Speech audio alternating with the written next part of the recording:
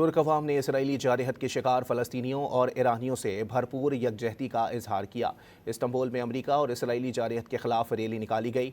रैली के शुरका ने शहीद Ayatollah Khamenei, Ismail Haniyeh, Yahya Sinwar, Abu Ubaida और हसन नसरुल्लाह के पोर्ट्रेट थाम रखे थे। तुर्क अवाम ने इसराइली जारहत के शिकार फ़लस्तीनियों और ईरानियों से भरपूर इजहार यकजहती किया है।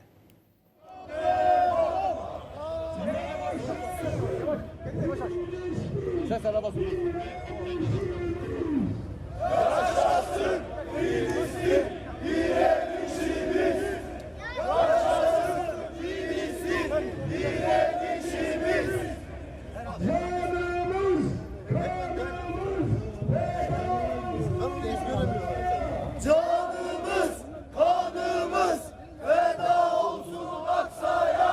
Canımız, kanımız feda olsun Aksa'ya. Yemen'den Gazze'ye direnişe binse